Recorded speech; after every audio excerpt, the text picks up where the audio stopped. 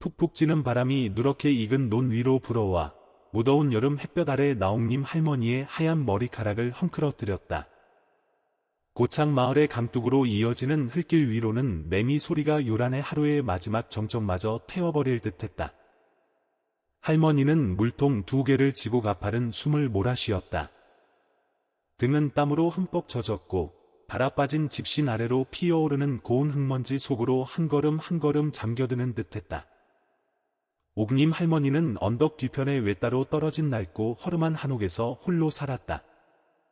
사람들은 그곳을 노인네나 되어야 칼날 같은 겨울을 버텨낼 용기가 생기는 고들하고들했다. 하나뿐인 아들은 바다에서 사고로 일찍 세상을 떠났다. 그 후로 할머니는 시냇물과 작은 텃밭, 그리고 쌀과 맞바꿀 들나무를 캐러 다니는 일에 의지하며 조용히 살아왔다. 다른 이들 같으면 자손들 곁에서 편히 쉴 나이였지만 할머니는 마치 고독에 익숙해질 틈도 없다는 듯이 여전히 이른 새벽에 나가 밤늦게 돌아왔다. 저녁 노을이 막 지기 시작할 무렵 할머니는 강가의 너럭바위에 물지개를 내려놓았다. 흙투성이 손이라도 씻을까 하던 바로 그 순간 살려주세요. 강물 한가운데서 희미한 외침이 들려왔다. 할머니는 흠칫 멈춰 섰다. 머릿속이 핑 돌고 깡마른 가슴속에서 심장이 세차게 방망이질 쳤다. 할머니는 눈을 가늘게 뜨고 저녁 햇살이 어른거리는 물결 한가운데를 바라보았다. 그곳에 한 사내아이가 물살에 휩쓸린 나뭇잎처럼 떠올랐다 가라앉기를 반복하며 허우적거리고 있었다. 주위에는 아무도 없었다. 매미 소리와 거센 물결이 바위에 부딪히는 소리 외에는 아무 소리도 들리지 않았다. 할머니는 몇 초간 그 자리에 못 박힌 듯 서 있었다. 그러다 마치 보이지 않는 끈이 몸 안에서 자신을 세게 잡아당기기라도 한 듯 밀짚 모자를 벗어 한쪽으로 내던졌다. 이른에 가까운 나이에도 할머니는 두려움이라곤 모르는 사람처럼 물속으로 뛰어들었다. 한 걸음 한 걸음이 소용돌이치는 급류와의 사투였다. 옷은 흠뻑 젖어 무겁게 늘어졌고 살에 들린 기침이 연신 터져나왔다. 아이에게 불과 몇 미터 남지 않았을 때 할머니는 소리쳤다. 놓지 마라. 할미 손 잡아. 아이는 더 이상 아무것도 듣지 못하는 듯했다.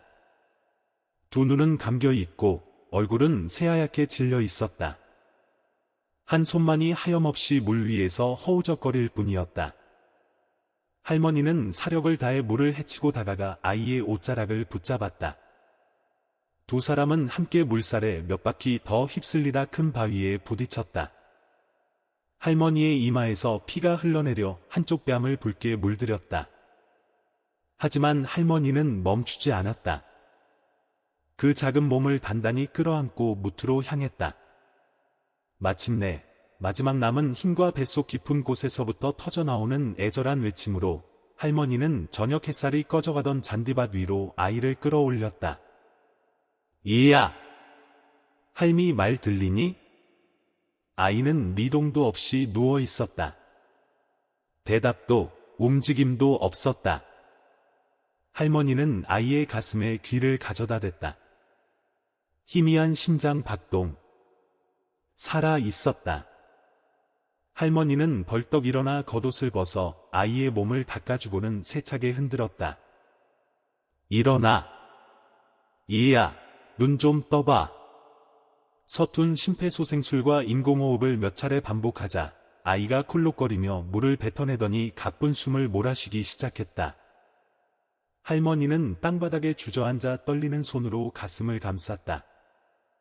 늙고 지쳤지만 운명에 꿋꿋이 맞서 싸운 심장이 그곳에 있었다. 해가 대숲 너머로 완전히 모습을 감췄을 때 나옹님 할머니는 힘겹게 아이를 업고 집으로 향했다. 아이의 몸은 뼈가 없는 듯 가벼웠고 흠뻑 젖어 얼음장처럼 차가웠다. 할머니는 마루에 얇은 돗자리를 깔고 아이의 젖은 옷을 벗긴 뒤 빛바랜 소미불을 덮어주었다. 잠시 후 아이가 눈을 떴다. 눈빛에는 혼란과 두려움이 가득했다. 너 이름이 뭐니? 할머니가 부드럽게 물었다. 아이는 고개를 저으며 속삭였다. 저는 이름만 기억나요. 은재라고. 은재의 할머니는 그 이름을 마음 깊이 새기려는 듯 되뇌었다. 부모님은 어디 계시고 집은 어디니?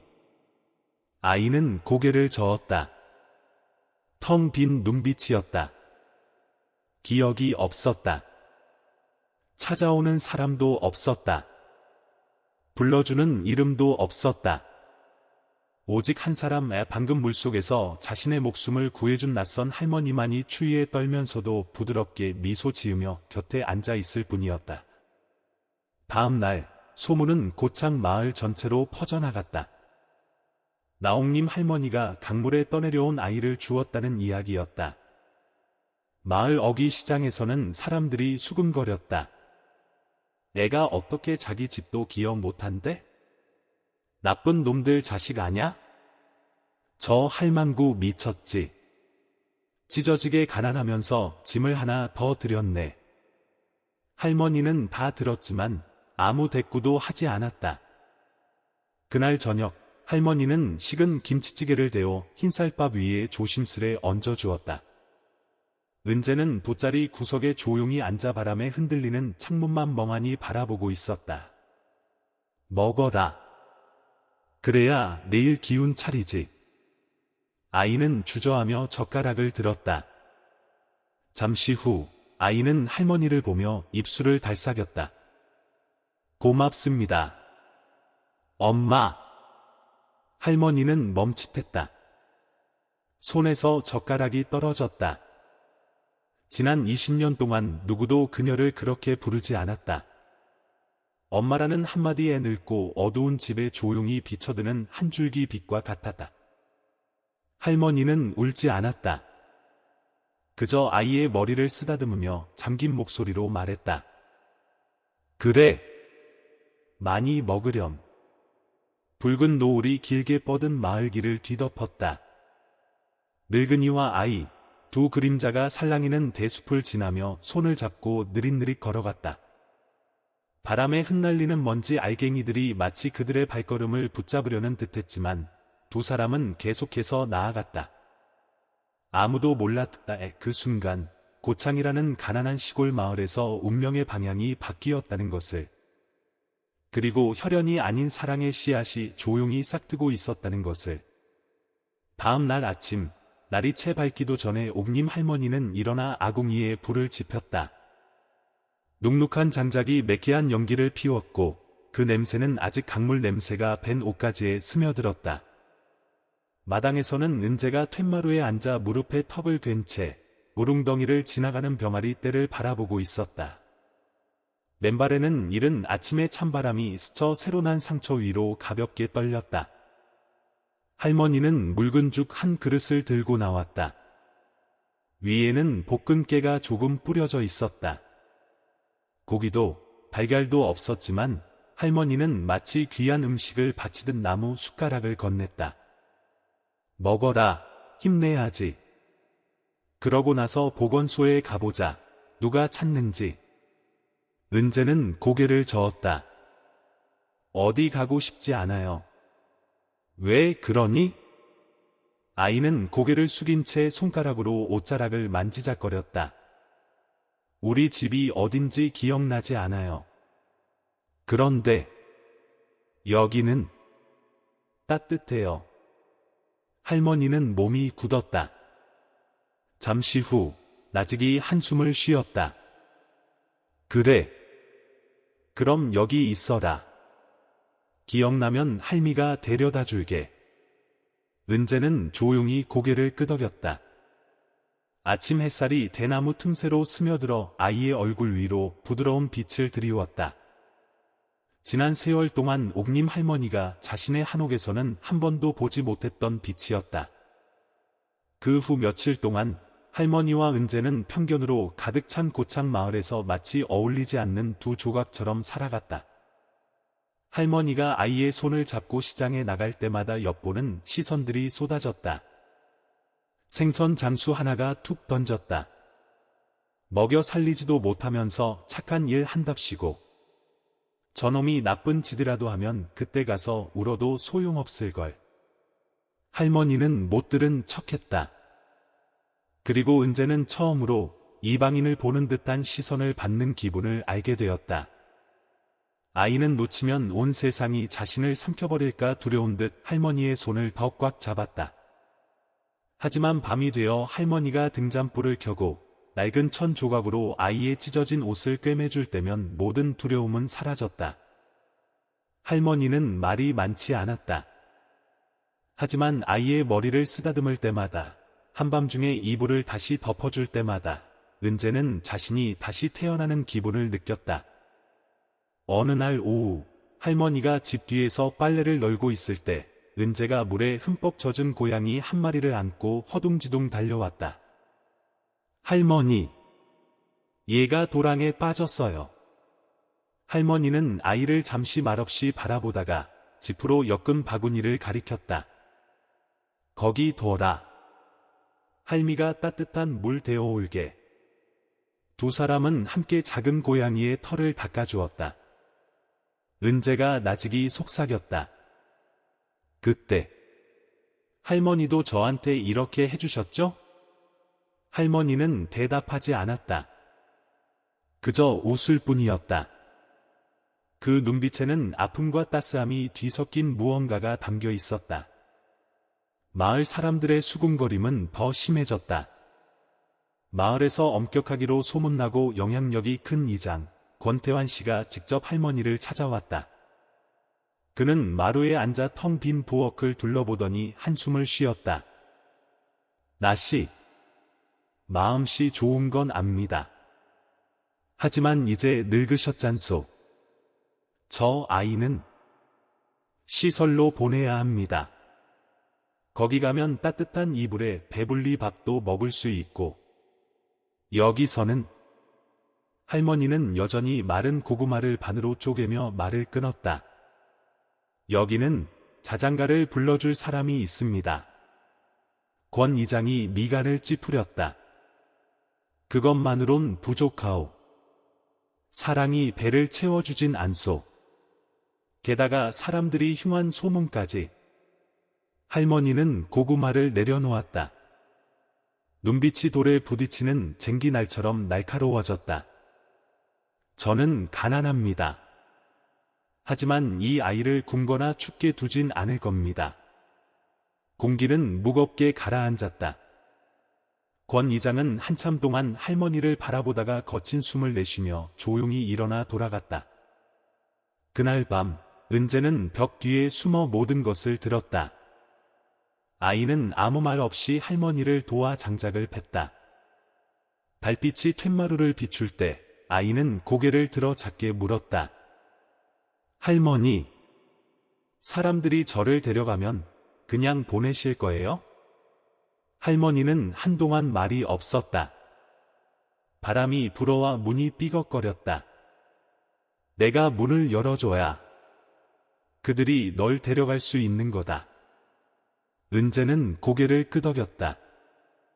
눈물 한 방울이 뺨을 타고 흘러내렸다. 아이는 할머니의 무릎에 얼굴을 묻으며 떨리는 목소리로 말했다. 엄마! 할머니는 깜짝 놀랐다. 처음으로 아이가 자신을 할머니도 아주머니도 아닌 엄마라고 불렀다. 할머니는 어둠 속에서 떨리는 얼굴을 감추려 애쓰며 아이의 등을 토닥였다. 너무나 강렬한 감정에 가슴이 벅차올랐다. 아마도 그토록 오랜 세월이 흐른 뒤에야 비로 자신에게 진정한 가족이 생겼다고 느낀 첫 순간이었을 것이다. 그의 설날, 할머니 집에는 떡국도 고기도 없었다. 찐 고구마가 전부였다. 하지만 할머니는 새벽 4시부터 일어나 산나물을 캐서 읍내 식당에 팔아 돈을 조금이라도 더 벌려고 애썼다. 한 번은 어머니가 남겨주신 유일한 유품인 은팔찌마저 팔아 은재에게 새 교복을 사주었다. 입어보렴, 잘 맞는지 할머니는 아이처럼 들뜬 목소리로 물었다. 은재는 낡은 거울 앞에서 한 바퀴 돌며 부끄러운 얼굴로 말했다. 정말 예뻐요. 하지만 할머니 팔찌는 할머니는 웃으며 아이의 어깨를 토닥였다. 그 팔찌는 추울 때 할미를 안아주지 못하지만 너는 할 수 있잖니. 은재가 군 수학 경시대회에서 1등상을 받던 날 아이는 시상대에 올랐다. 관중석 아래 옥님 할머니는 낡은 가방을 든 채 인파 뒤에 숨어 감히 앞으로 나설 엄두를 내지 못했다. 할머니는 젖은 눈으로 양아들을 바라보았다. 눈부신 조명 때문이 아니라 자부심이라는 이름의 행복이 처음으로 가슴에 가득 찼기 때문이었다. 은재는 할머니를 찾아 아래를 내려다보았다. 그 눈빛과 마주치자 아이는 환하게 웃으며 작게 고개를 끄덕였다. 그날의 노을은 더 이상 흙먼지 날리지 않고 조용히 황금빛 양탄자처럼 펼쳐져 온 세상의 시선을 이겨내고 손을 맞잡은 두 사람의 늙은이와 아이 애를 기리는 듯했다. 고창의 염전에서 불어오는 바람은 매 저녁 한옥 지붕에 썩은 석갈의 틈새를 스치며 마치 늙은이의 한숨처럼 삐걱이는 소리를 냈다. 대숭 옆에 웅크린 나옥님 할머니의 작은 집은 그 모든 비바람을 견뎌냈고 이제 그곳에는 아이의 발소리와 매일 아침 수줍게 부르는 엄마 소리, 축축한 마당 구석에서 들려오는 닭 울음소리가 더해졌다. 은재를 강에서 구한 지 3년이 흘렀다.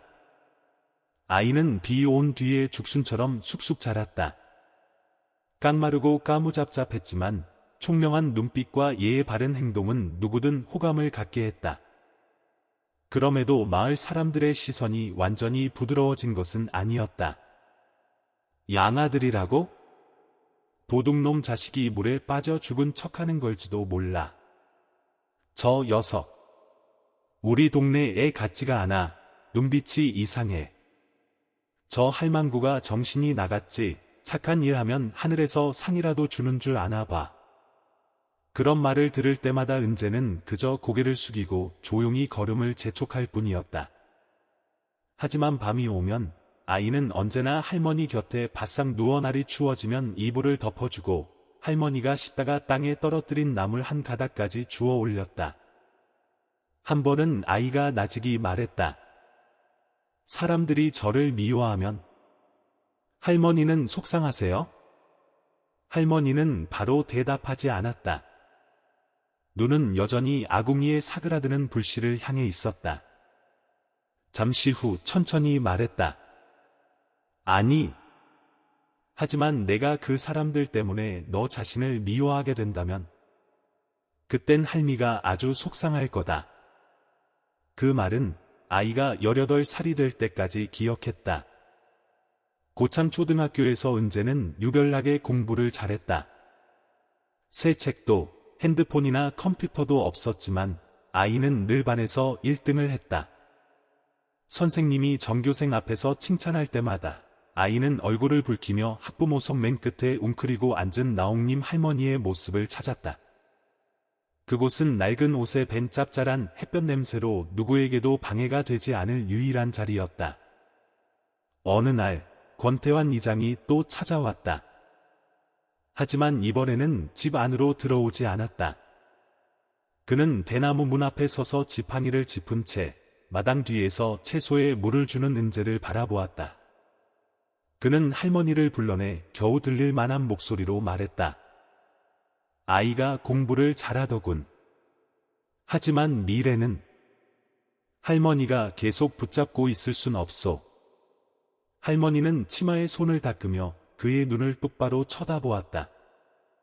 제가 붙잡는 게 아닙니다. 저는 그저 씨앗 하나를 심었을 뿐입니다. 그 씨앗이 어느 방향으로 자랄지는 하늘에 달린 것이지요. 권 이장은 할머니를 오랫동안 바라보다 더는 말없이 조용히 돌아섰다. 은재는 뒤에서 모든 것을 들었다. 아이의 마음속에는 처음으로 빨리 어른이 되고 싶다는 더 강해져서 자신을 대신해 온 세상을 짊어져 온 저 깡마른 여인을 지켜주고 싶다는 감정이 싹 텄다. 은재가 6학년이 되던 해 학교에서 새 교복을 요구했다. 비용은 7만 원이 넘었다. 옥님 할머니에게는 적지 않은 돈이었다.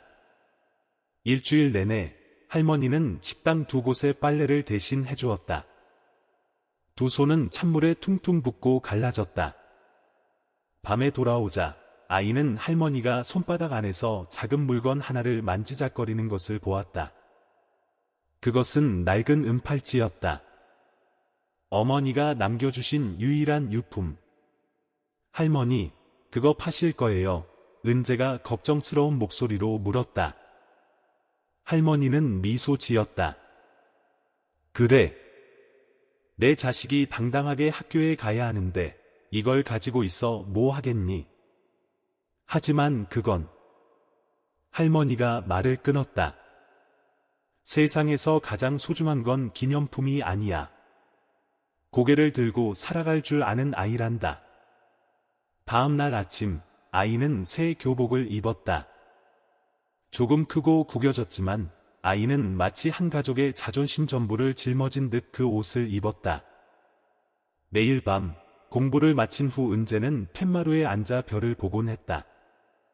한 번은 이렇게 물었다. 할머니, 왜 사람들은 자꾸 저를 남이라고 해요?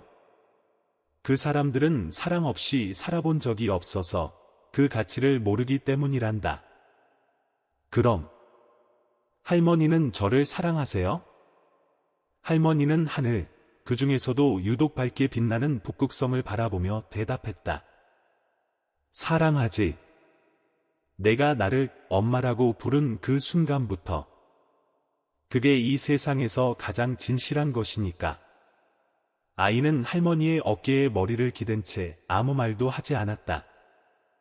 학교에서 은재는 공부를 잘했지만 여전히 놀림을 받았다. 특히 이장의 아들인 권지호에게서. 한 번은 체육 시간이 끝난 후 지호가 아이의 책가방을 발로 차서 수학 공책을 운동장으로 흩어버렸다. 부모도 없는 주제에 공부는 해서 뭐해? 나를 이기기라도 하겠다는 거냐? 아이는 대답하지 않고 그저 흩어진 종이를 한 장 한 장 주웠다. 종이는 구겨지고 더러워졌지만 수학 문제는 그대로였다. 아이는 씁쓸하게 웃었다. 내가 너보다 공부 잘한다고 화내지 마. 나한텐 다른 선택지가 없었을 뿐이야. 지호는 할 말을 잃었다.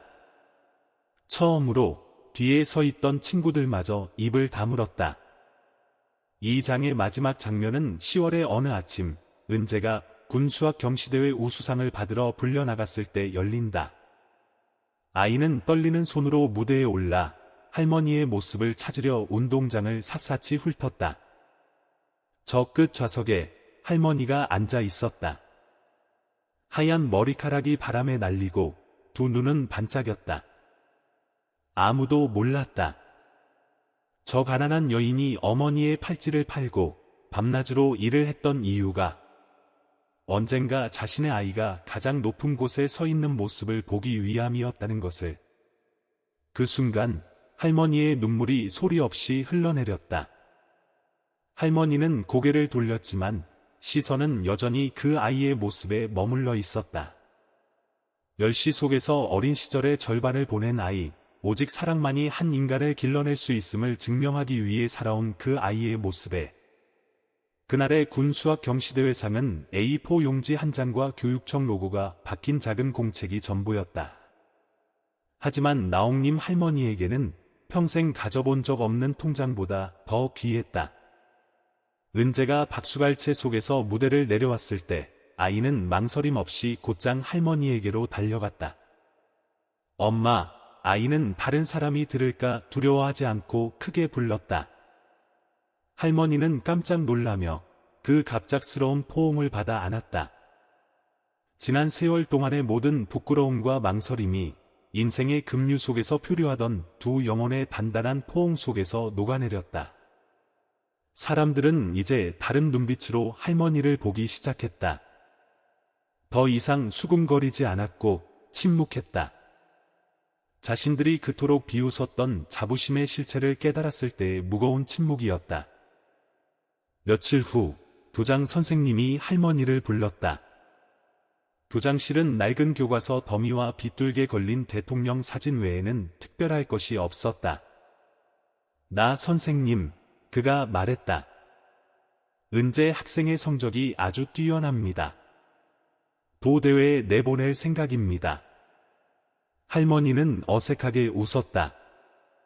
제가 늙어서 그런 시험 같은 건 잘 모르지만 아이가 원한다면 지지해야지요.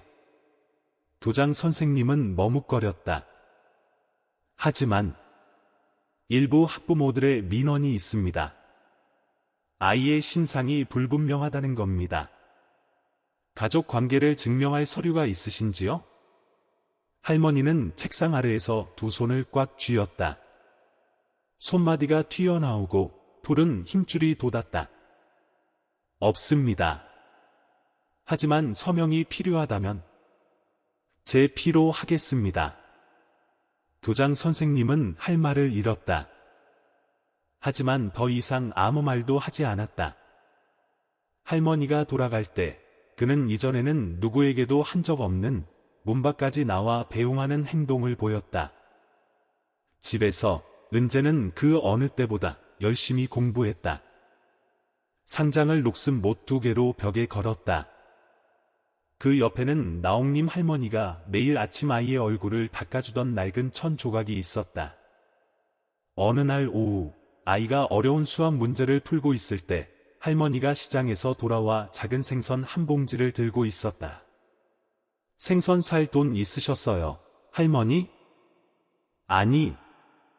나물 3단이랑 장작 2시간 패주고 바꿔왔다. 아이는 무거운 눈빛으로 할머니를 바라보았다. 내일이 내 생일이잖니. 그 말에 은재는 목이 메었다. 아이는 자신이 언제 태어났는지 몰랐다. 하지만 할머니는 해마다 그날 애 강에서 아이를 구한 날 애를 아들의 생일로 삼았다. 엄마, 저를 다시 낳아주셔서 고맙습니다. 할머니는 웃으며 아이의 이마를 가볍게 쳤다. 내가 낳은 게 아니지. 내가 주워왔지. 그럼 아이는 망설였다. 주어주신 은혜에 보답하는 삶을 살게요. 하지만 삶에는 그런 아름다운 순간만 있는 것은 아니었다. 어느 날 큰 비가 내려 한옥 지붕은 사방에서 비가 샜다. 은재는 양동이와 대야로 물을 받아냈고 할머니는 두 손 모아 하늘에 빌었다. 그날 밤 마당 근처의 고목에 벼락이 쳤다. 그 소리에 집 전체가 흔들렸다. 할머니, 무서우세요? 아이가 할머니의 이불 속으로 파고들며 물었다. 할머니는 고개를 저었다. 아니, 나는 그저 언젠가 내가 더 이상 여기에 없게 될까 봐 그게 무섭다. 저는 항상 여기 있을 거예요. 약속해요. 그의 겨울은 유난히 혹독했다. 바다에서 불어오는 바람은 살을 애는 듯한 소금기를 머금고 윙윙거렸다. 텅 빈 집은 뼛속까지 시렸다. 할머니는 부엌으로 들어가 마을 뒷산에서 주워온 마른 나뭇가지로 불을 피웠다. 이글거리는 불꽃이 주름 가득한 얼굴 위로 어른거리며 늙음의 어둠 속에서 희미한 빛을 밝히는 듯했다. 그러는 동안에도 은재는 매일 학교에 갔다. 신발이 찢어지고 옷이 얇아도 단 하루도 결석하지 않았다. 한 번은 선생님이 도경시대회 추가 비용을 내라고 했다. 아이는 조용히 고개를 숙였다. 아무도 몰랐다. 그날 밤 할머니가 이웃집에 가서 마룻바닥 청소 일을 부탁했다는 것을. 손은 굳은 살투성이었지만 다음 날 아침 아이는 책상 위에서 작은 봉투 하나를 발견했다. 그 위에는 삐뚤빼뚤한 글씨로 이렇게 쓰여 있었다. 참갑이, 너의 귀찮은 늙은 할미가. 아이는 울음을 터뜨렸다. 시험날, 가벼운 비가 내렸다. 시험장으로 가는 길에 할머니와 아이는 주유소 처마 밑에서 비를 피했다. 할머니는 손수건을 들어 아이의 머리를 닦아주었다. 내가 젖으면 머리가 막지 않을 게다. 저는 할머니만 곁에 계시면 충분히 맑아요. 아이는 시험장으로 들어갔고 할머니는 복도에서 3시간 내내 먹지도 마시지도 않고 기다렸다. 아이가 나왔을 때 할머니는 단 한마디 물었다. 잘 봤니? 잘 봤어요. 그리고 두 사람은 처음 마을길을 함께 걸었던 그날처럼 손을 꼭 잡고 빗속을 걸어 집으로 돌아갔다. 어느 겨울 오후, 은재가 등잔불 아래서 열심히 문제를 풀고 있을 때 할머니가 다가와 아이의 어깨에 손을 얹었다.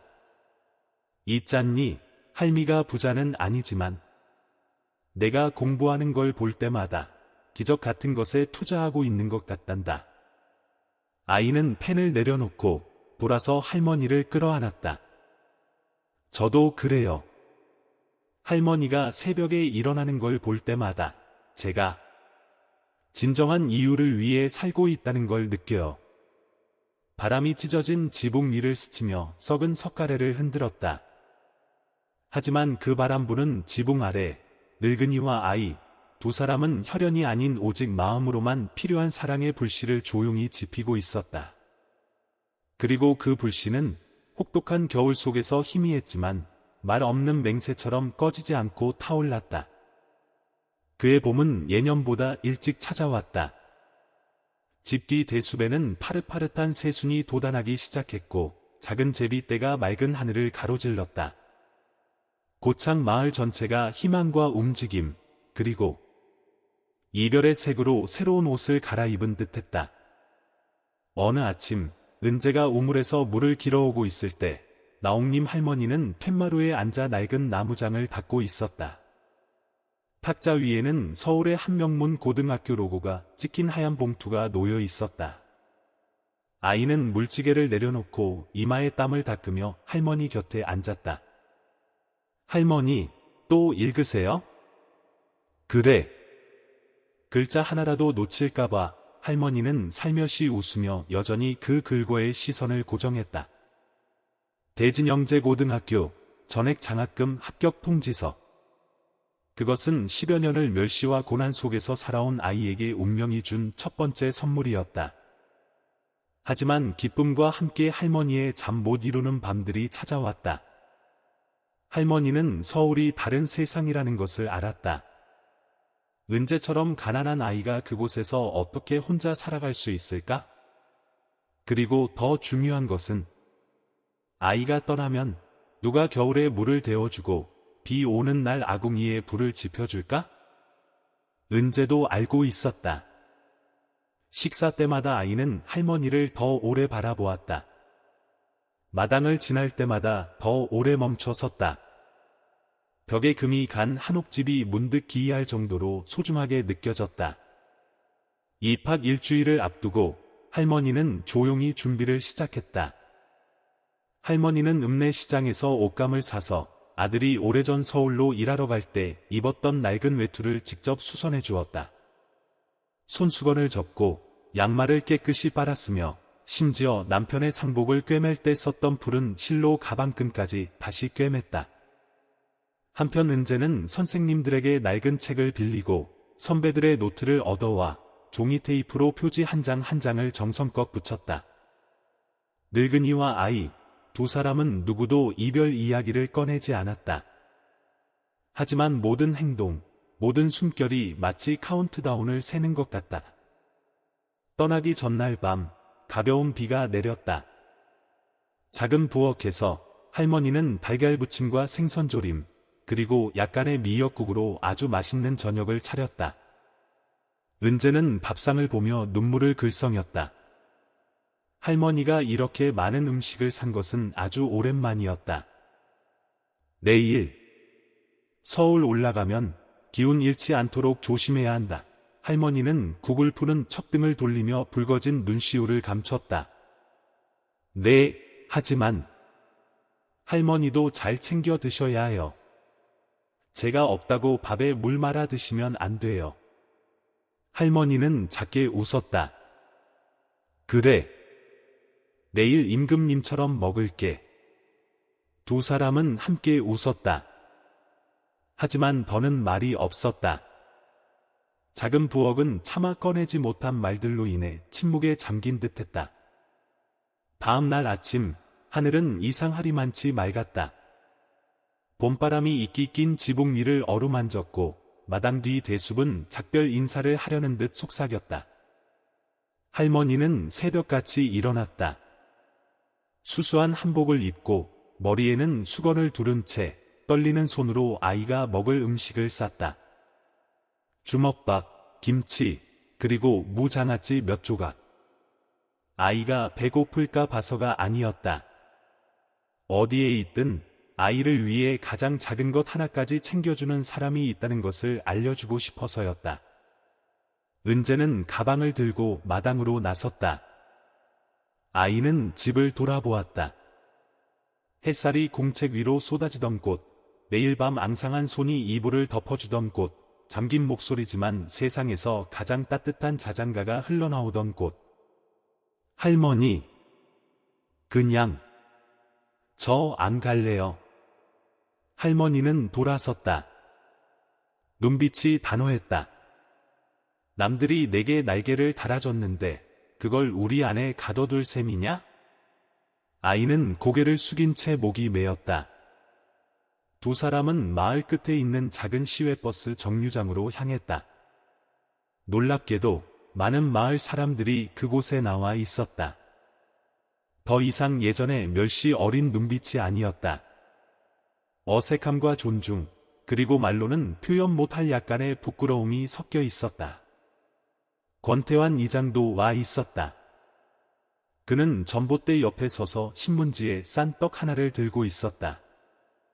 은재가 지나가자 그는 그것을 내밀며 나직이 말했다.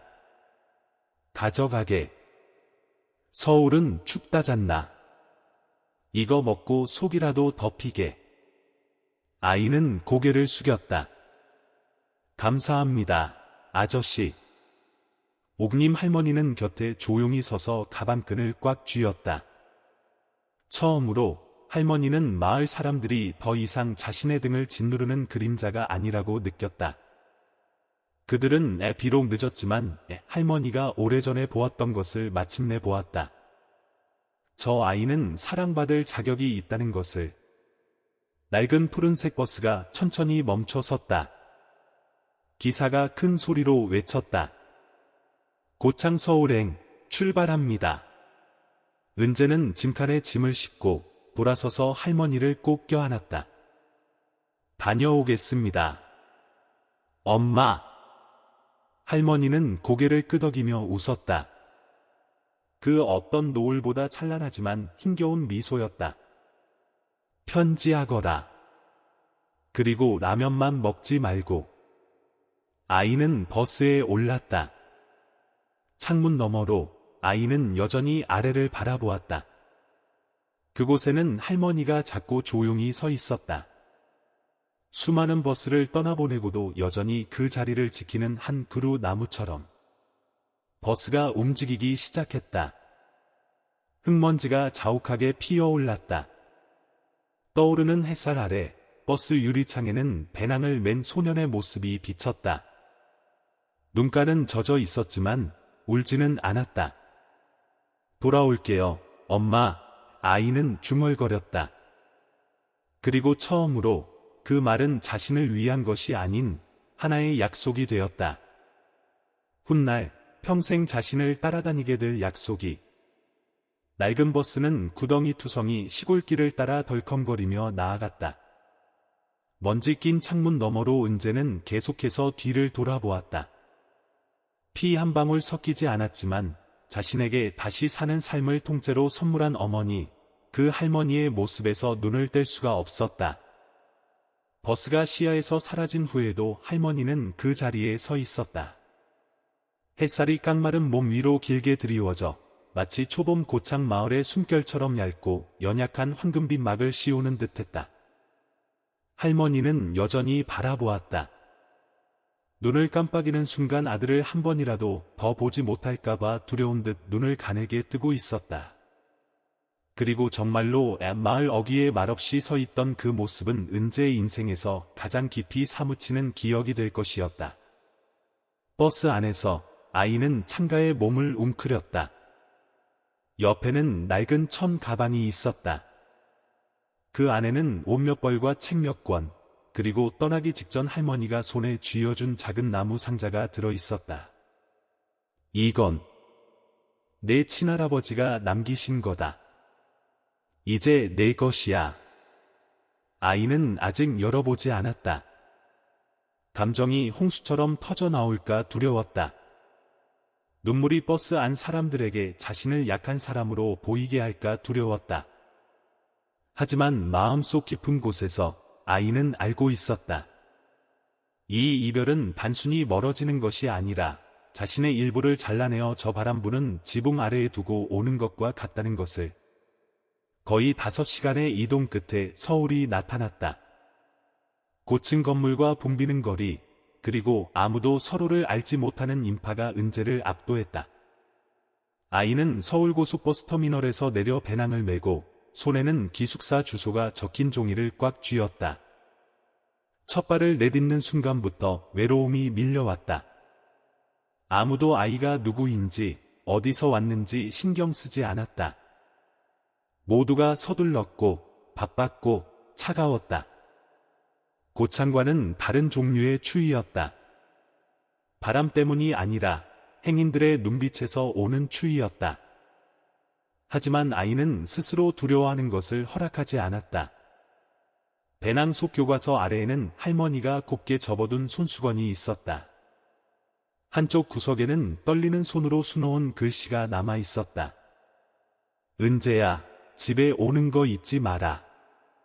아이는 마치 자신의 심장이 진정으로 속한 곳으로 이어진 끈을 잡듯 그것을 꽉 쥐었다.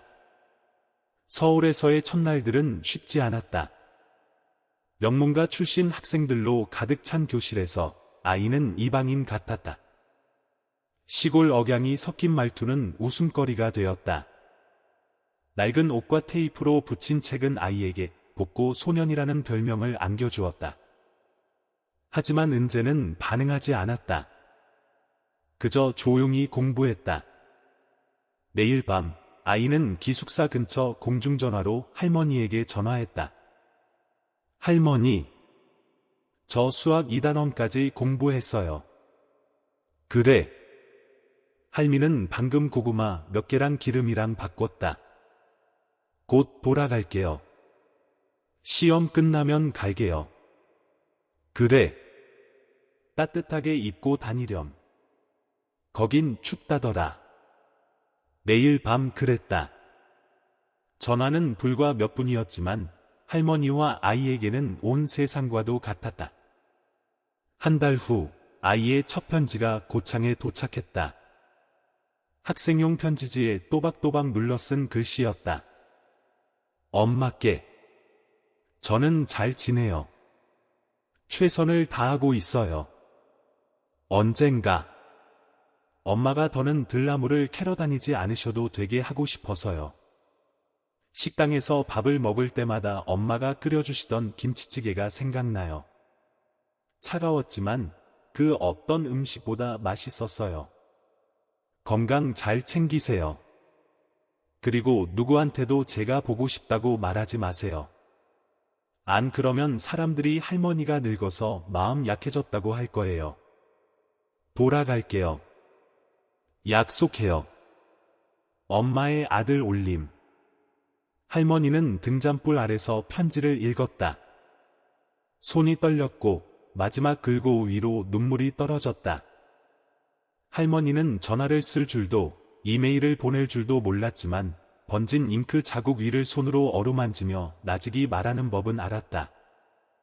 너는 그냥 가거라. 엄마가 기다릴게. 시간이 흘렀다. 매달 한 통의 편지. 방학마다 한 통의 전화. 그리고 매일 밤 할머니는 여전히 현관불을 켜두는 습관을 버리지 못했다. 마치 아이가 언제라도 돌아와 문을 두드리며 엄마 하고 크게 외칠 것처럼. 한옥 지붕은 이제 더욱 허름해졌다. 집 뒤의 대나무는 늙어 예전처럼 살랑이지 않았다. 하지만 사랑은 할머니가 덜어놓은 따뜻한 밥 한 그릇처럼 여전히 가득했다. 어느 날 오후, 갑작스러운 비가 고창에 쏟아졌다. 마을길 위로 작은 할머니 한 분이 우산을 쓰고 양아들을 서울로 떠나보냈던 마을 어귀를 지나고 있었다. 할머니는 멈춰 서서 수평선 너머를 아득히 바라보았다. 아무도 몰랐다. 매주 할머니가 이곳에 나온다는 것을. 어떤 버스가 돌아오길 바라서가 아니라 약속을 지키기 위해서였다.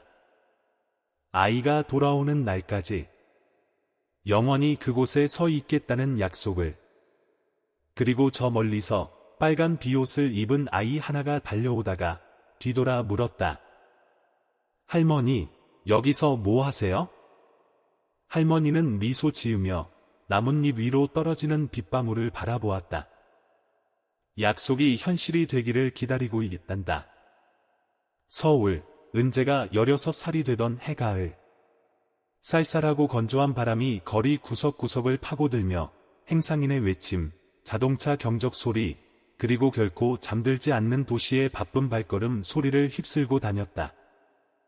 반짝이는 네온사인과 끝없이 이어진 인파 속에서 고창에서 온 소녀는 낡은 배낭과 달아빠진 신발 차림으로 조용히 보도를 걸었다.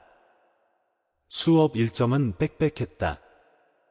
아르바이트 일정은 더 빽빽했다. 아침에는 학교에 갔다. 오후에는 합정역에서 전단지를 돌렸다. 저녁에는 기숙사 방세를 줄이기 위해 청소를 했다. 어떤 날에는 마른 빵 조각을 먹으며 지하철에서 과제를 베끼기도 했다. 하지만 그는 불평하지 않았다. 그 모든 땀방울은 자존심과 그리고 할머니에 대한 그리움으로 맞바꾼 것이었기 때문이다. 매주 은재는 고창에서 온 손편지를 받았다. 나옥님 할머니는 스마트폰을 쓸 줄 몰랐고 문자는 더더욱 몰랐다. 할머니는 여전히 낡은 한지에 떨리지만 고른 필체로 사랑이 듬뿍 담긴 글을 썼다. 은재야, 엄마가 유채를 심었단다. 올해는 예년보다 일찍 심었어. 내가 오면 새 김치를 담그고 어릴 때 내가 좋아하던 유채 된장국을 끓여줄게. 아, 할미가 자주 아프던 이가 이제 안 아프다. 그래도 추워지면 손은 여전히 떨리는구나. 엄마 걱정은 마라. 엄마는 유채꽃처럼 튼튼하단다. 유채는 쉽게 죽지 않거든. 그는 희미한 스탠드 불빛 아래서 편지를 읽고 조심스럽게 접어 작은 나무 상자에 넣었다. 상자 안에는 손수건, 할머니의 낡은 옷 조각, 그리고 부러진 머리핀이 들어 있었다. 무가치해 보이는 물건들이었지만 그에게는 고향 그 자체였다. 어느 늦은 밤, 식당 아르바이트를 마치고 은재는 종로 내거리로 나왔다. 밤이 깊어 가로등 불빛이 이슬 젖은 도로 위로 노랗게 번지고 있었다. 그가 길을 건너려던 순간 번쩍이는 검은색 세단 한 대가 인도 바로 옆에 멈춰 섰다. 차창이 내려갔다. 50살쯤 되어 보이는 남자, 단정한 검은색 정장에 금태 안경이 불빛 아래 반짝였다. 윤은재, 그가 낮고 또렷한 목소리로 물었다. 그는 흠칫 멈추며 경계했다. 제가 누군데 제 이름을 부르시죠? 남자는 살짝 웃었다. 나는 윤석우라고 한다. 아마도 내가 너를 아들이라고 불렀어야 할 사람이겠지. 순간 공기가 무겁게 내려앉았다. 은재는 그 자리에 얼어붙었다. 심장은 빠르게 뛰었지만 뇌는 방금 들은 정보를 처리하지 못하는 듯했다. 무슨 말씀이세요? 고창 강가에서 발견됐지? 10년 전에? 아무것도 기억 못하고 남자는 목소리를 낮췄다. 나는 오랫동안 너를 찾아다녔다. 은재는 한 걸음 물러섰다. 증거는요? 남자는 지갑을 열어 낡은 사진 한 장을 꺼냈다. 3살쯤 된 곱슬머리에 그와 무척 닮은 아이가 젊은 여자 옆에 서 있었다. 이 사진은 항상 내 지갑에 있었다. 그리고 이건 지난주 내 옷에서 채취한 머리카락으로 만든 DNA 검사 결과지고 그는 몸을 떨었다. 저를 미행하셨어요. 미행이 아니다.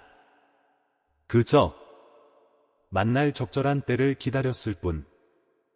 남자의 눈빛이 부드러워졌다. 지금 당장 대답할 필요는 없다. 하지만 진실을 알고 싶다면 나를 찾아오너라. 이건 내 명함이다. 그는 빳빳한 종이 한 장을 내밀었다. 건축사무소 유넨파트너스. 언제든 환영받을 거다. 차는 떠났고 은재는 번화가 한복판에 못 박힌 듯 서 있었다. 그날 밤 그는 잠들지 못했다. 천장을 바라보다 할머니가 보낸 편지함을 보았다. 마음속에서 두 개의 끈이 서로 반대 방향으로 당기는 것 같다. 하나는 얼굴도 모르는 혈육. 다른 하나는 매일 자신을 키워준 낡은 품. 그는 펜을 들었다. 처음으로 그가 보낸 편지에는 단 하나의 질문만 담겨 있었다. 할머니, 만약 저에게 정말로 친아버지가 있다면 저는 어떻게 해야 해요? 며칠 후 할머니의 답장이 도착했다. 글씨는 여전히 떨렸지만 그 어느 때보다 단단했다. 은재야. 누가 너를 낳았는지 할미는 모른다. 하지만 누가 너를 키웠는지 너는 알지. 너는 누구에게도 혈육의 빚을 지지 않았다. 하지만 너 자신에게는 하나의 질문을 비치고 있지. 나는 어디에 속해 있다고 느끼는가? 가도 좋다. 만나도 좋고 그들을 안아줘도 좋다. 하지만 내 마음이 평온해지는 곳으로 돌아왔을 때 그곳이 바로 집이란다. 은재는 편지를 접었다. 눈물이 조용히 턱을 타고 흘러내렸다. 사흘 후 그는 유넨파트너스 사무실로 갔다. 호화로운 건물, 고개 숙여 인사하는 직원들, 안내 데스크에서는 그를 윤도련님이라는 호칭으로 맞았다. 안에서 윤서구 씨는 오래 헤어졌던 가족을 맞듯 그를 환대했다. 점심 식사는 이미 준비되어 있었고 미역국과 계란찜이 있었다. 그가 어릴 때 내가 좋아하던 음식이라고 했다. 식사 내내 그는 사고로 세상을 떠난 아내, 그의 친어머니 애에 대해 이야기했다. 바다로 놀러 갔다가 아들을 잃어버렸던 일, 수년간의 수소문 끝에 은재가 자신의 아들이라고 믿게 된 일. 여기서 살아도 된다. 내 방도 있고 차도 있고 유학 장학금도 받을 수 있다. 더는 고생하지 않아도 돼. 그는 손을 내밀었다. 은재는 그 손을 보았다. 길고 하얗고 비싼 시계를 차고 있었다. 하지만 굳은 살도 땀 냄새도 기억도 없었다. 그는 일어섰다. 가만히 고개를 숙였다. 찾아주셔서 감사합니다. 하지만 그의 눈빛은 단호했다. 저는 식은 밥 한 그릇과 따뜻한 손길 덕분에 살아남았습니다. 그분은 저를 낳지 않으셨지만 친어머니처럼 저를 사랑해 주셨습니다. 저는 그분을 떠날 수 없습니다. 그곳이 제 집이니까요. 아저씨가 아버지일지는 몰라도 할머니가 바로 제 가족입니다. 윤 씨는 할 말을 잃었다. 잠시 후 그는 한숨을 내쉬었다. 눈가가 붉어졌지만 천천히 고개를 끄덕였다. 그날 저녁 은재는 고창으로 편지를 썼다. 엄마, 그분을 만났어요. 그리고 저는 선택했어요. 저는 기억을, 자장가를, 차가운 김치와 바람 부는 지붕을 선택했어요. 저는 엄마를 선택했어요. 그리고 단 한 번도 후회한 적 없어요. 그는 편지를 우체통에 넣으며 살짝 웃었다. 책상 한편, 나무 상자는 여전히 열려 있었다. 불빛이 낡은 기념품들을 비추는 것이 마치 그의 마음이 다시 열린 것 같다. 그날 밤 이후, 은재는 다시는 유넨파트너스 사무실로 돌아가지 않았다. 그는 예전의 삶을 계속 살았다. 아침에는 공부하고, 저녁에는 일하고, 주말에는 청량리역 근처 빈민가 초등학생들에게 수학을 가르쳤다. 기회를 거부해서가 아니었다. 혈연이 뒤늦게 건네는 보상이 아니라 자신을 키워준 진정한 사랑, 뿌리를 선택했기 때문이었다. 윤석우 씨는 다시 연락하지 않았다. 전화도, 편지도, 미행하는 사람도 없었다. 아마도 그는 그 선택을 이해했거나 혹은 조용한 속죄의 방식으로 받아들였을 것이다. 늦겨울, 축축한 골목까지 바람이 휘몰아치던 어느 날 오후, 은재는 전단지를 다 돌리고 나서 고창에서 온 낯선 소포 하나를 발견했다. 안에는 팔과 목 부분이 기워진 낡은 베이지색 스웨터와 짧은 편지가 들어있었다. 서울은 아직 춥니? 엄마가 이거 뜨는데 3주 걸렸다. 뜨면서, 생각하면서 따뜻하라고 실에 입김도 불어넣었단다. 나갈 때 꼭 입으렴. 고집 부리지 말고. 엄마, 나홍님. 은재는 웃으며 비뚤어진 뜨개질 자국 하나하나를 손으로 쓸어보다가 아이처럼 스웨터를 가슴에 끌어안았다. 그는 다음 날 바로 그 옷을 입었다. 도시 한복판에서 헐렁하고 촌스러웠지만 집을 떠나 있는 동안 그렇게 따뜻했던 적은 없었다. 3월, 봄이 오고 학교 근처 공원에는 벚꽃이 피기 시작했다. 은재는 국제장학재단으로부터 답장을 받았다. 어려운 환경을 극복한 학생을 위한 특별 전형으로 미국 유학 후보자 명단에 선발된 것이었다. 영재고 교장 선생님은 그를 꼭 껴안았다. 넌 모든 걸 받을 자격이 있어, 은재야. 하지만 그는 살짝 웃을 뿐, 배낭에서 지난달 할머니가 보낸 편지를 꺼내 다시 읽었다.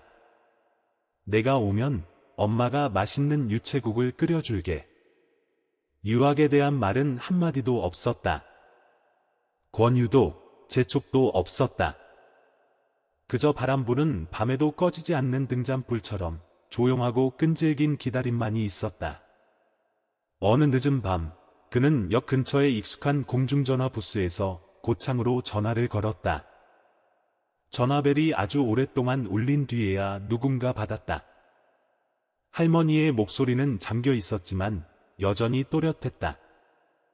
여보세요. 은재니? 그는 목이 메었다. 네. 저예요. 엄마는 내가 오늘 공부하느라 바쁜 줄 알았지. 저는 그냥 엄마 목소리가 듣고 싶어서요. 아주 잠깐이라도 괜찮아요. 할머니는 몇 초간 말이 없었다. 그러다 아주 나직이 말했다. 있잖니, 엄마가 너를 낳지는 않았지만 내가 엄마라고 부를 때마다 엄마는 피가 조금 더 따뜻해지는 것 같단다. 은재는 대답하지 않았다. 그저 고개를 끄덕일 뿐 눈물이 수화기를 쥔 손목 위로 떨어졌다. 전화기 저편에서는 바람이 새어 들어와 집 뒤 유채밭이 바스락거리는 듯한 희미한 소리를 만들어냈다. 다음 날 그는 새 편지를 썼다. 고창으로. 엄마, 저 곧 졸업해요. 많은 사람들이 제게 더 멀리 가고 싶지 않냐고 물어요. 저는 그저 이미 충분히 멀리 왔다고 말했어요. 너무 멀리 와서 이제는 팻마루 아래서 스웨터를 짜며 배고프지 않냐고 물어봐 줄 사람이 있는 곳으로 돌아가고 싶을 뿐이라고요. 엄마가 기름 한 방울을 사기 위해 나물 한 가닥씩 줍던 그 세월에 걸맞은 무언가를 하고 싶어요. 하지만 외국에서는 아니에요. 바로 여기, 한국에서요. 엄마가 곁에 계시지 않는다면 저는 아무것도 하고 싶지 않으니까요. 4월, 그는 수백 명의 명문고 학생들 사이에서 졸업 연단에 올라 우수한 성적과 서울시장이 수여하는 특별의지 훈장을 받았다.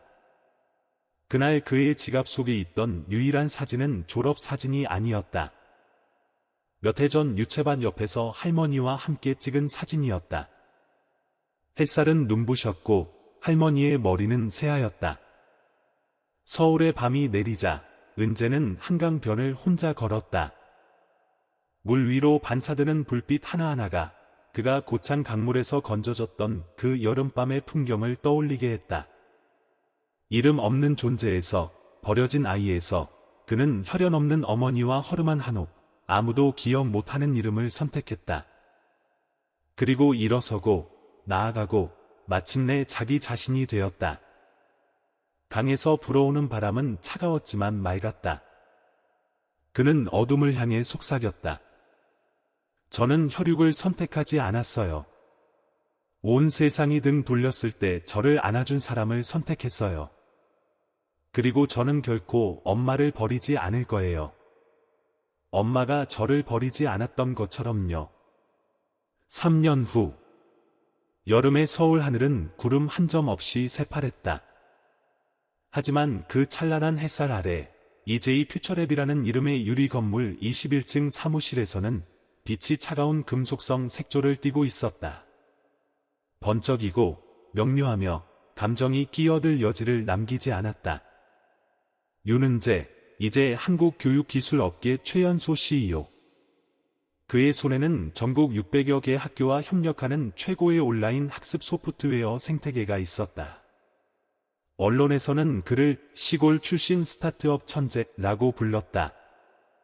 하지만 호두나무 바닥이 깔린 넓은 사무실, 값비싼 책상 뒤편에 그는 여전히 고창에서 온 단 한 가지를 간직하고 있었다. 낡은 회색빛 손수건, 한쪽 구석에 붉은 실로 은재라고 수놓아진. 그것은 노트북 옆 유리 액자 안에 놓여 성공한 남자의 완벽한 표면 위에 그어진 조용한 균열처럼 보였다. 은재의 삶은 이제 긴장된 회의와 전략 발표, 주주와 투자위원회로 채워졌다. 비서, 기자, 전문가들에게 둘러싸여 있었지만 그는 점점 더 과묵해졌다. 외로움은 사람이 없어서가 아니었다. 아무도 진정으로 그를 알지 못한다는 사실에서 왔다. 집에 돌아올 때마다 강남의 고급 아파트에는 자동 센서등만 켜지고 영혼 없는 습관처럼 커피 머신이 작동하는 소리만 들릴 뿐이었다. 어느 금요일 오후 갑자기 큰 비가 쏟아졌다. 그의 개인 비서인 하지윤 씨가 난처한 표정으로 사무실에 들어왔다. 윤 대표님, 나이 드신 여성분이 오셨습니다. 대표님의 어머니라고 하시는데요. 은재는 멈칫했다. 1층 로비 밖에 서 계세요. 약속이 없어서 경비원이 올려보내주지 않고 있습니다. 그런데 40분 넘게 거기 서 계셨어요. 그는 펜을 내려놓았다. 두 손이 무의식적으로 꽉 쥐어졌다.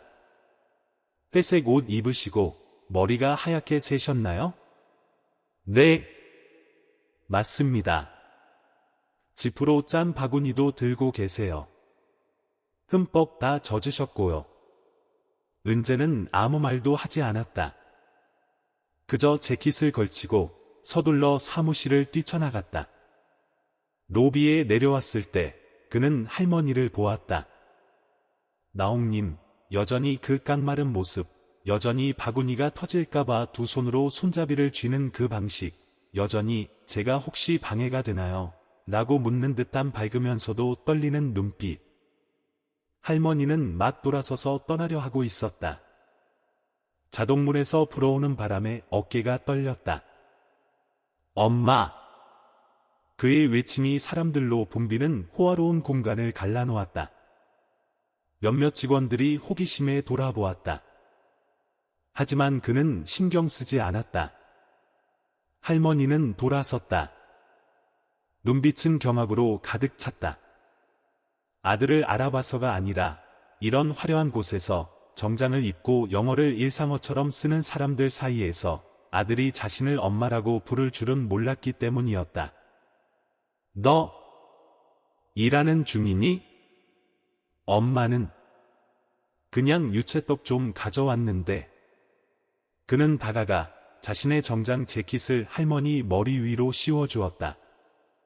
왜 미리 전화 안 하셨어요? 이렇게 비가 쏟아지는데. 엄마는 터치폰을 어떻게 쓰는지 모르잖니. 은재는 바구니를 받아들었다. 떨리는 할머니의 손에 손이 닿았다. 그동안 제게 인사들과 나눴던 그 어떤 악수보다 따뜻했다. 용산역 근처 작은 호텔로 할머니를 모셔다 드리는 길에 그는 바구니를 열었다. 안에는 동백잎에 정성껏 싼 유채떡 몇 개와 함께 현미 한 봉지, 마른 생선 몇 조각, 그리고 전통 기침약 한 봉지가 들어 있었다. 내가 요즘 기침을 많이 하지? 얼마 전에 뉴스에서 보니까 내가 말을 너무 많이 해서 얼굴이 파래졌더라. 은재는 웃음을 터뜨렸다. 몇 달 만에 처음으로 예의상도, 언론을 위해서도, 강연을 위해서도 아닌 진심으로 웃고 싶어서 웃었다. 그날 저녁, 그는 집에 돌아와 지난 10년간 할머니가 보낸 모든 손편지를 다시 열어보았다. 필체 하나하나가 한 계절이었다. 문단 하나하나가 그리움이었다. 그리고 그는 갑자기 목이 메었다. 성공할수록 자신을 성공으로 이끌어준 사람과 멀어지고 있다는 사실에 목이 메었다. 며칠 후 회사는 차세대 학습 제품인 호프비 3초 출시 기념 행사를 열었다. 수백 명의 손님, 기자, 그리고 해외 파트너들이 모두 참석했다. 카메라 플래시가 쉴 새 없이 터졌다. LED 화면에는 무대 위를 걷는 그의 모습이 비쳤다. 은재는 회색 정장을 입고 마이크를 든 채 반짝이는 조명 한가운데에 섰다. 하지만 비서가 준비한 연설문으로 시작하는 대신 그는 잠시 생각에 잠겼다가 말했다. 저는 한때 이름 없는 아이였습니다. 어디서 왔는지 아무도 몰랐고 누구도 저를 키우려 하지 않았습니다. 하지만 한 여성분이 강물에서 그리고 편견 속에서 저를 목숨 걸고 구해내셨습니다. 그분은 대학 졸업장도 스마트폰도 손에 쥔 아무것도 없으셨습니다. 오직 어머니의 심장 하나만 가지고 계셨죠. 그리고 저는 그분께 평생을 빚졌습니다. 당당 전체가 숨을 죽였다. 그는 고개를 숙였다. 목소리가 메었다. 그분께서 지금 여기 이 자리에 와 계십니다. 모든 시선이 관중석 중앙으로 쏠렸다. 나옹님은 조용히 앉아 있었다. 손은 떨렸고 입은 살짝 벌어진 채 수백 명의 사람들 앞에서 자신이 불렸다는 사실을 믿지 못하는 듯했다. 은재는 무대에서 내려와 할머니 앞에 무릎을 꿇었다. 그는 마이크 없이 말했지만 모든 카메라가 그의 움직이는 입술을 포착했다. 엄마, 죄송해요. 제가 세운 회사의 문밖에서 엄마를 서 계시게 해서 제가 어디서 시작했는지 잊고 있었어요. 이제부터는 약속할게요. 다시는 엄마를 단 1초도 외롭게 두지 않을게요. 그는 할머니의 깡마른 손을 잡았다. 두 사람은 조명과 강당을 가득 메운 우레와 같은 박수 속에서 서로를 꼭 껴안았다. 그날 관객석에 있던 누구도 눈물을 참지 못했다. 신제품에 대해 질문할 시나리오를 준비했던 기자들은 일제히 방향을 틀었다. 다음 날 아침 모든 신문 헤드라인은 성공한 CEO와 고창 시골에서 온 가난한 양어머니의 포옹을 다루었다. 전단지를 돌리던 고아 소년, 이제 마음의 친어머니 앞에 무릎 꿇다. IT 업계 전체를 울린 한편의 연설. 차가운 김치의 기억, 그리고 가장 위대한 감사의 교훈. 행사가 끝난 후 은재는 일주일 휴가를 냈다. 사무실을 떠나지 않은 지 3년 만에 처음이었다. 그는 어머니를 모시고 고창으로 돌아갔다. 추억을 되새기기 위해서가 아니라 옛 한옥을 수리하기 위해서였다. 낡은 나무 문틀은 그대로 두고 집 뒤 대숲과 할머니가 옷을 꿰매던 낮은 상도 그대로 두었지만 지붕을 바꾸고 기초를 보강하고 온도를 깔았다. 겨울에 할머니가 더는 웅크리지 않으시게요. 그가 말했다. 예전에 수군거리던 마을 사람들은 이제 길에 나와 두 사람을 환영했다. 이제 머리가 더 하얘진 권태환 이장은 할머니의 손을 잡고 말했다. 할머니가 옳았소. 한평생 굽히지 않은 그 고집이 이제 이 마을 전체의 자랑이 되었소. 옥님 할머니는 그저 미소 지으며 아들을 돌아볼 뿐 아무 말도 하지 않았다. 그저 그 눈빛, 아들이 처음 엄마라고 불렀을 때처럼 반짝이는 눈빛이 가장 완벽한 대답이었다. 그날 저녁, 생선조림과 유채국에 할머니가 집 뒤 텃밭에서 직접 기른 유채로 끓인 애우로 저녁을 먹고 난 후 두 사람은 툇마루에 앉았다.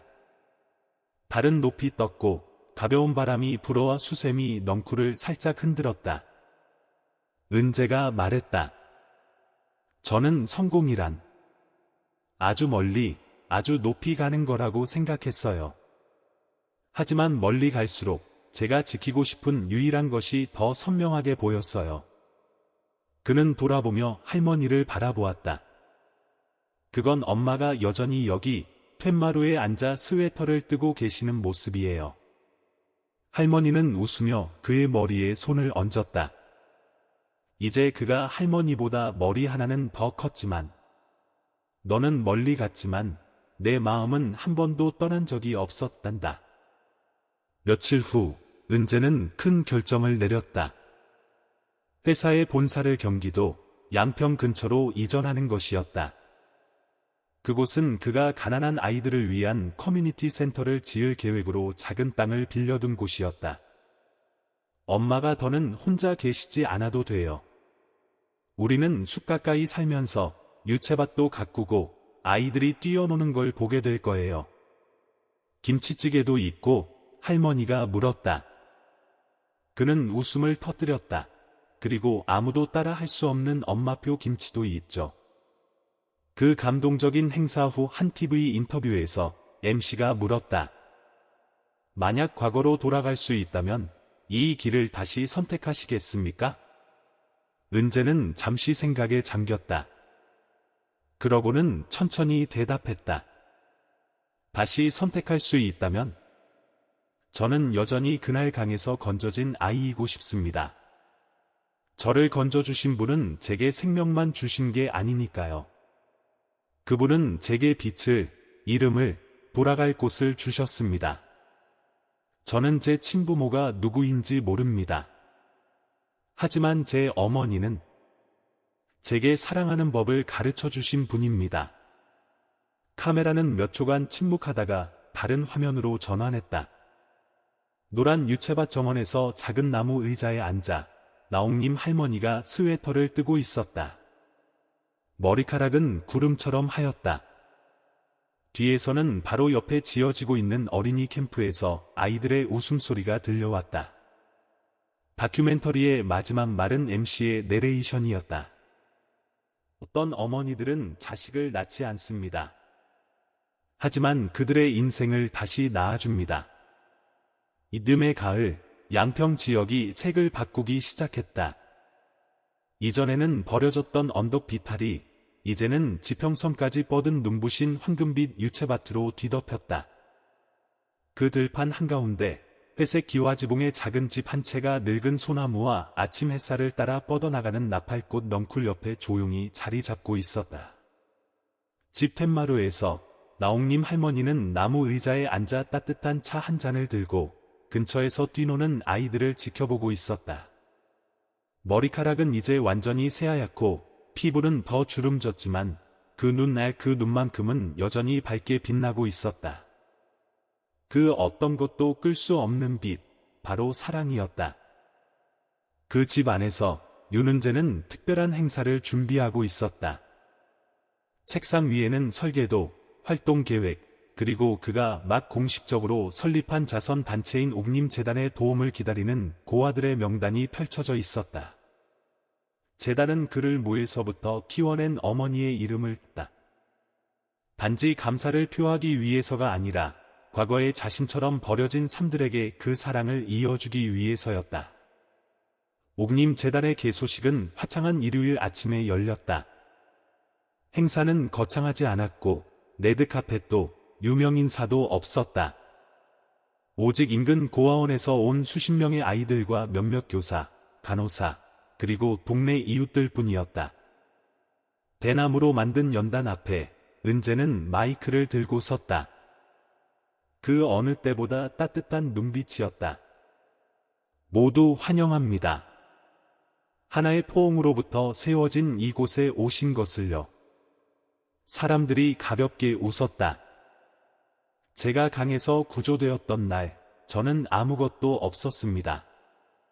이름도, 서류도, 가족도요. 하지만 한 분이 제게 누구냐고 묻지 않고 배고프지 않냐고만 물어주셨습니다. 그분이 바로 제 어머니입니다. 은재는 고개를 돌려 첫 줄에 앉아있는 옥님 할머니를 바라보았다. 할머니는 깡마르고 머리를 짧게 자른 한소연이라는 이름의 여자아이의 손을 잡고 있었다. 그 아이는 얼마 전 청주의 이름 없는 아동보호시설에서 구조된 아이였다.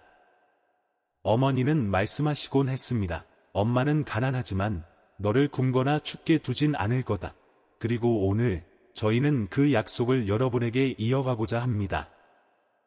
그가 고개를 숙였다. 박수 소리가 울려 퍼졌다.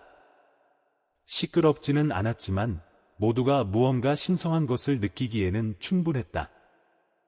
행사가 끝난 후 옥님 할머니는 소연이의 손을 잡고 유채밭으로 나갔다. 바람이 불어 아이의 치맛자락이 날렸고 헝클어진 머리카락이 한쪽 눈을 가렸다. 아이는 멈칫하며 더 나아가지 못했다. 사람들이 또 저를 버릴까봐 무서워요. 아이의 목소리가 떨렸다. 할머니는 아이의 눈높이에 맞춰 앉아 주름진 손으로 작은 손을 꼭 잡았다. 그렇지 않을 거란다. 이제부터 너는 더 이상 혼자가 아니야. 여기에는 엄마도 있고 오빠 언니들도 있고 그리고 저 푸른 하늘도 너를 지켜준단다. 소연이는 울음을 터뜨렸다. 할머니는 자신의 옷자락으로 아이의 눈물을 닦아주었다. 은재는 멀리서 지켜보며 끼어들지 않았다. 그저 조용히 미소 지을 뿐이었다. 그는 알았다. 할머니가 베푸는 사랑은 결코 마르지 않는다는 것을. 그날 저녁 두 사람은 작은 부엌에 마주 앉았다. 벽에는 사진들이 가득 걸려 있었다. 어릴 적 은재의 사진, 고창에서 학생들과 찍은 할머니의 사진, 처음 심었던 해의 유채밭 사진. 할머니는 차를 한 모금 마시고 나직이 물었다. 피곤하지 않니? 은재는 고개를 저었다. 아니요. 엄마 곁에서 산 뒤로는 어떤 5성급 호텔보다 잠을 더 잘 자요. 할머니는 웃었다. 엄마는 도시에선 모든 게 다 현대적일 줄 알았지. 현대적인 건 맞아요. 하지만 갓 지은 밥 냄새가 없어요. 귀뚜라미 소리도 없고요. 그리고 제가 길을 잃었다고 느낄 때 잡아줄 엄마 손도 없죠. 두 사람은 잠시 침묵했다. 그러다 할머니가 그의 손 위에 자신의 손을 얹었다. 은재야, 너는 아주 멀리까지 왔구나. 엄마는 이제 마음이 놓인다. 은재는 그 손을 가볍게 쥐었다. 엄마, 저 아직 못한 게 하나 있어요. 할머니는 고개를 갸웃하며 궁금증 가득한 눈빛으로 바라보았다. 그는 일어나 나무 선반에서 작은 상자 하나를 꺼냈다. 그 안에는 할머니의 모든 손편지가 들어 있었다. 그는 마지막 편지를 꺼내 반드시 편 다음 소리 내어 읽었다. 저는 약속을 지켰어요, 엄마. 저는 돌아왔어요. 그리고 다시는 엄마를 외롭게 두지 않을 거예요. 할머니는 멈칫했다. 눈물이 조용히 흘러나왔다. 순간적인 감동 때문이 아니라 한 사람의 인생이 충만해지는 순간에 누구나 가질 수 없는 원만함 때문이었다. 옥림재단 개소식 이후 양평에서의 삶은 조용하지만 따뜻해졌다. 매일 아침 나옥님 할머니는 밭에 나가 유채를 돌보고 나무 의자에서 손수건을 짰다. 아이들은 할머니를 할머니라고 불렀다. 어떤 아이는 옷자락을 잡아당기고 어떤 아이는 다리에 매달렸으며 어떤 아이는 방과 후에 할머니 무릎에서 잠이 들었다. 아무도 할머니의 출신을 몰랐지만 아이들에게 할머니는 보금자리였다. 은재는 느린 삶의 리듬으로 돌아왔다. 아침에는 가난한 학생들을 상담하고 오후에는 무료 온라인 학습 도구 개발팀을 지원했으며 저녁에는 어머니와 밥을 먹었다. 그 일정은 그에게 천국이었다. 10월의 어느 밤, 날이 쌀쌀해지기 시작할 무렵, 은재는 한밤중에 문득 잠에서 깼다. 그는 방에서 나와 부엌 불이 켜져 있는 것을 보았다. 할머니는 돗자리에서 잠든 소연이에게 이불을 덮어주고 생강차를 끓이느라 분주했다. 엄마, 아직 안 주무셨어요? 할머니는 돌아보며 깜짝 놀랐다. 내가 기침하는 소리를 들었다. 저는 괜찮아요. 그래도 엄마가 끓여놨다. 내일은 더 추워질 게다. 은재는 잠시 말이 없다가 물었다. 엄마, 힘드세요? 할머니는 고개를 저었다. 엄마는 그저 언젠가 엄마가 더는 없게 되면 저 아이들에게 누가 유채국을 끓여줄지 그게 걱정이다. 그는 할머니의 손을 잡았다. 엄마, 걱정 마세요. 제가 끓이는 법 배웠어요. 하지만 너는 소금을 얼마나 넣어야 할지 모르잖니. 그럼 엄마가 계속 가르쳐 주셔야죠. 할머니는 웃었다. 그 눈빛은 마치 한 번도 늙지 않은 것처럼 환했다. 하지만 시간은 그 누구도 이길 수 없는 것이었다. 어느 겨울 아침, 가루처럼 얇은 눈이 내려 지붕과 시들어가는 유채밭을 덮었다. 은재는 차를 타서 여느 날처럼 할머니의 방문을 두드렸다. 대답이 없었다. 그는 문을 밀고 들어갔다. 할머니는 옆으로 누워 이불은 가슴까지 덮여 있었고 두 손은 무언가 소중한 것을 품에 안은 듯 배 위에 모아져 있었다. 가슴 위에는 옥림재단 개소식 때 그와 함께 찍은 사진이 놓여 있었다. 액자는 아직 새 건이었고 개소식 날 할머니가 맸던 붉은 리본이 달려 있었다. 그는 가까이 다가가 할머니의 손에 손을 댔다. 차가웠다. 세상의 모든 소리가 갑자기 텅 빈 한 점으로 빨려 들어갔다. 은재는 무릎을 꿇고 할머니의 손바닥에 얼굴을 묻었다. 그 순간에는 눈물이 나오지 않았다. 그저 손가락 끝 하나하나가 저릴 정도로 고요하고 가득한 공허함만이 밀려왔다. 장례식은 할머니가 편지에 남긴 대로 간소하게 치러졌다. 울지 마라. 엄마는 충분히 살았다. 누가 묻거든 이렇게 말하렴. 우리 엄마는 평안히 돌아가셨다. 유채꽃 잎 하나 떨어지듯 가셨다. 아무도 몰랐지만 황금빛 계절을 남기고 가셨다고. 엄마를 땅에 묻지 마라. 엄마의 죄를 유채밭에 뿌려다오. 그래야 다음 해에도 엄마가 너희들 곁에 있을 테니. 은재는 한 글자도 틀리지 않고 그대로 했다. 재를 뿌리던 날 하늘은 맑게 개었다. 그는 유채밭 한가운데 서서 떨리는 손으로 하얀 재가 담긴 함을 열었다. 가벼운 바람이 불어와 하얀 가루 하나하나를 들어 올려 휩쓸고 갔다. 마치 할머니 스스로 마지막 길을 떠나는 것 같다. 한 달 후 그는 은재라고 수놓인 손수건을 할머니의 액자 사진 옆에 다시 걸었다. 그 옆에는 나무판에 새겨진 글꼴을 놓았다. 옥림스 스노우하우스, 사랑받는 아이들의 집. 그는 전국 교육 콘퍼런스에서 자신의 여정을 다시 이야기했다. 그 연설은 이후 100만 번 이상 공유되었다. 저는 저를 낳지 않은 한 어머니의 작품입니다.